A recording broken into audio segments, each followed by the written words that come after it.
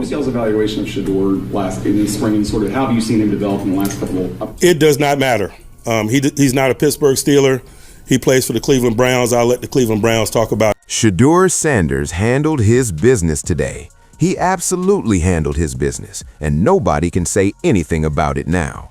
The Cleveland Browns just delivered one of the most stunning upsets of the entire NFL season, knocking off the Pittsburgh Steelers 13-6 in a game loaded with playoff implications. But when Pittsburgh head coach Mike Tomlin stepped to the podium after this crushing loss, what he said, or more importantly what he refused to say, revealed everything you need to know about the disrespect Shedeur Sanders continues to face, even after proving himself on the biggest stage. Like the video if you love Shedeur. Comment Shedeur if you want to see him win. Let's dive into what Mike Tomlin had to say after the Pittsburgh Steelers got upset by Shedeur Sanders and the Cleveland Browns. Tomlin opened his press conference with a fairly standard assessment. He said the game unfolded pretty much as you'd expect, but they never made that signature play to get over the hump.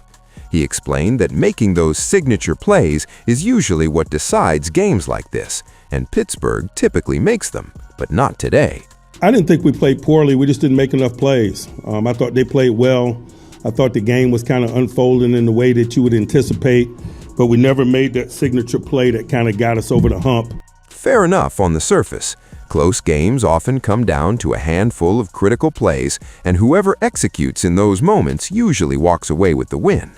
But here's where it gets interesting. When asked what kept them from making those plays, especially on offense, Tomlin's response was telling. He acknowledged that Cleveland had a lot to do with it, that they made some plays, and that he's never one to shy away from complimenting worthy opponents. He said, certainly they made plays today. On the surface, that sounds like he's giving Cleveland credit, but notice what's missing. There's no specific mention of Shedeur Sanders. There's no acknowledgement of the rookie quarterback who just led his team to victory against a playoff-bound opponent. It's just a vague statement about they making plays, as if this was some faceless collective effort rather than a young quarterback rising to the occasion. Throughout the entire press conference, Tomlin fielded multiple questions about his team's performance, about personnel decisions, specific plays and strategies, and in every single response, he focused on Pittsburgh's failures or offered generic compliments to Cleveland as a team. Not once did he specifically mention Shedeur Sanders by name. Not once did he acknowledge the performance of the rookie quarterback who just outplayed his veteran signal caller and led an underdog team to a crucial victory. When asked about not having Darnell Washington and how that affected decision-making in short yardage situations, Tomlin gave his standard response about dealing with attrition. No excuses, we have capable guys, we adapt. That's fine. That's what coaches are supposed to say about their own team's injury situations. But it's also a subtle way of redirecting the narrative away from Cleveland's performance and back to Pittsburgh's circumstances. The same pattern continued when asked about not having George Pickens and how that affected the passing game. Tomlin acknowledged it was impactful, but emphasized they have capable players who were expected to make the necessary plays, which they didn't make enough of today.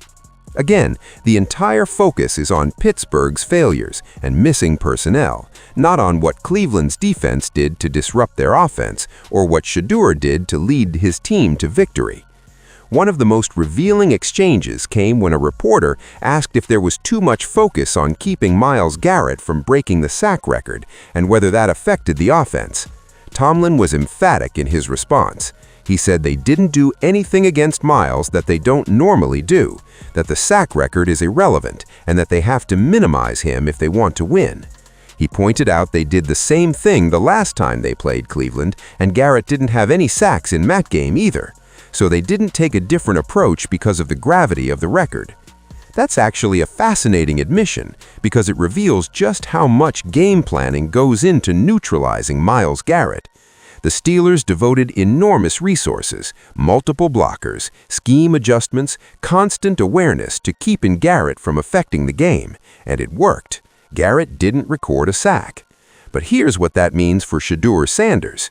Despite facing a defense that could dedicate all that attention to stopping one player, despite dealing with a patchwork offensive line that couldn't give him consistent protection, Shedeur still found a way to lead scoring drives and ultimately win the game. That context makes Shedeur's performance even more impressive, but you won't hear Tomlin acknowledge that.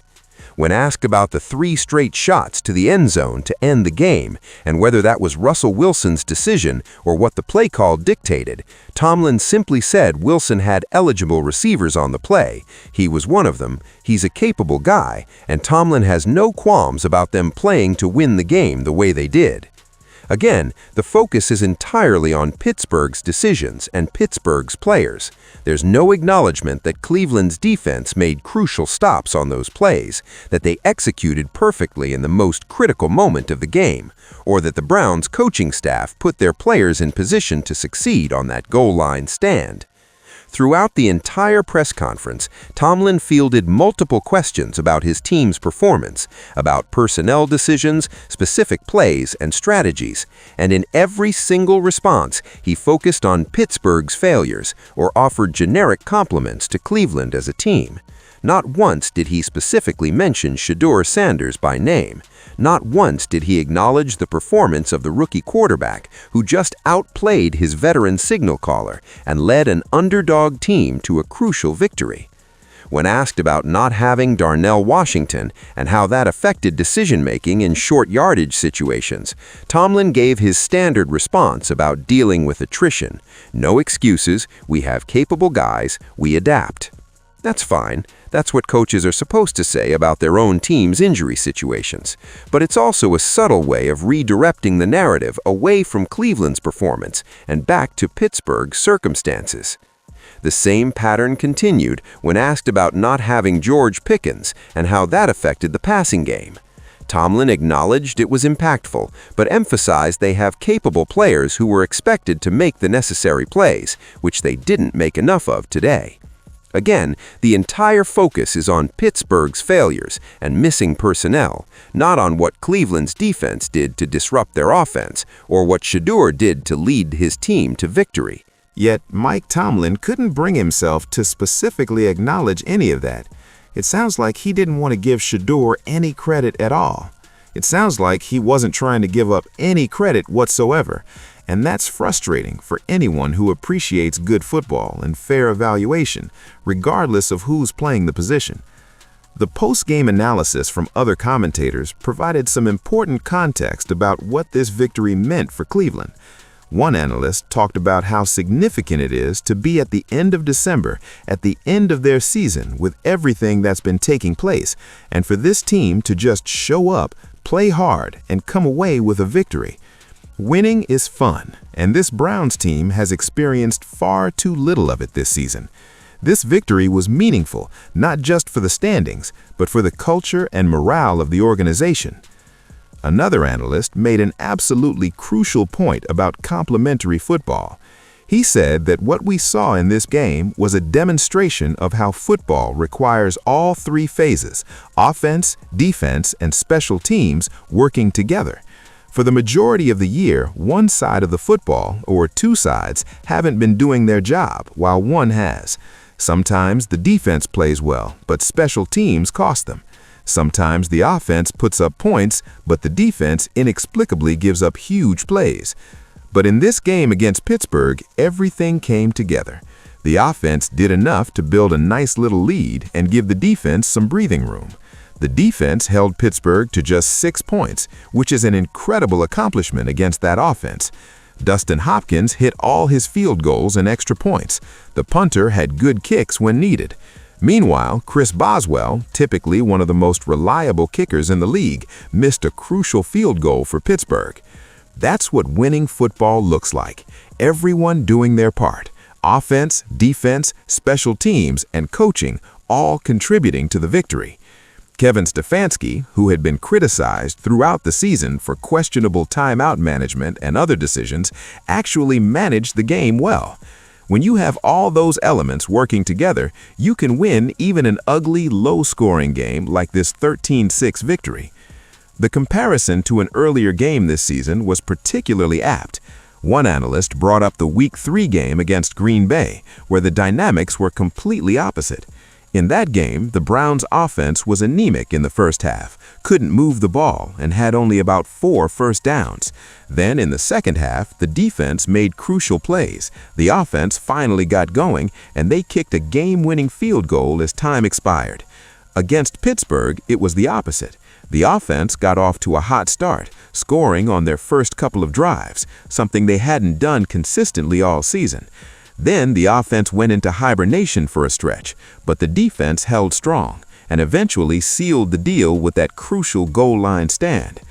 It shows that there's no single formula for winning football, even for a team that's been as unsuccessful as Cleveland this year, or a team like Pittsburgh that's won 9 games and scored 29 points just last week. Winning is dictated on a week-to-week basis. You can't just copy and paste the same game plan every single game. You do what you need to do based on the opponent, the circumstances, and how the game unfolds. The Browns' game plan today worked. The Steelers made adjustments at halftime.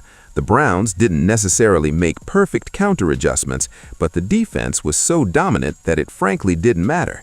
And at the end of the day, that Cleveland locker room experienced a feeling they haven't felt in quite a while, the pure joy of winning a meaningful game against a quality opponent.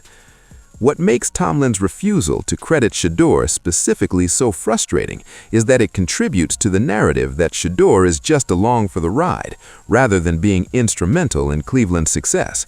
The reality is that Shedeur's performance in the first half, leading those early scoring drives and building a lead, was crucial to the game plan working.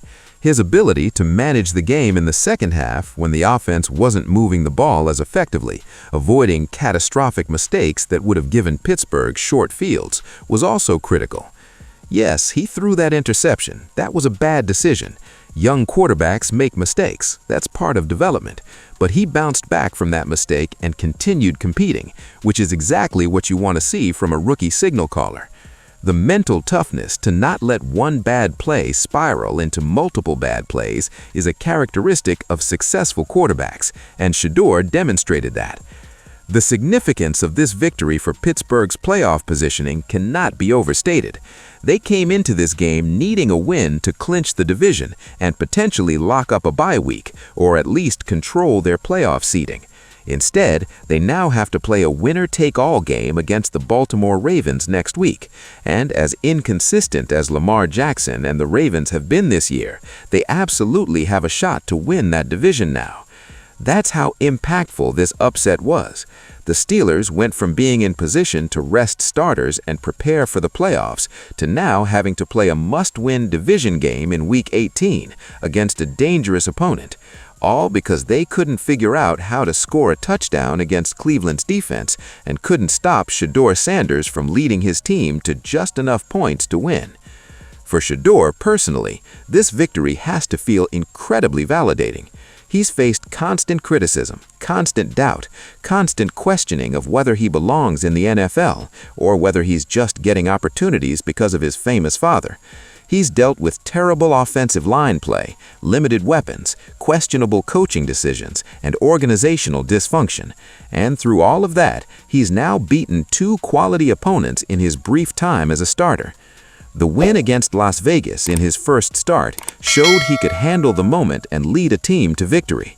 This win against Pittsburgh, a playoff-bound team with everything to play for, shows he can compete against elite competition and find ways to win even when he's not playing perfectly. Those are the kinds of resume-building victories that should earn respect and acknowledgement from everyone in the football community, but Mike Tomlin chose not to give that acknowledgement, at least not specifically and publicly. Whether that's because he genuinely doesn't think Shedeur deserves individual credit, or because acknowledging a rookie quarterback outplayed his veteran team would be too damaging to his own team's narrative, or because of some unconscious bias about young black quarterbacks from high-profile backgrounds, we can't know for certain.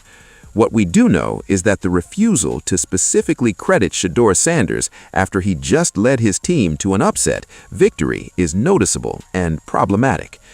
The one game remaining for Shedeur this season, next week against Cincinnati, takes on added significance now. If he can lead Cleveland to another victory, finishing the season with back-to-back wins over division rivals, that would be an incredibly strong closing statement.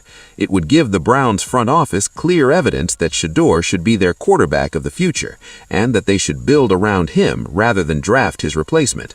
But regardless of what happens next week, what Shedeur accomplished against Pittsburgh should be celebrated. That's an accomplishment worthy of recognition and respect.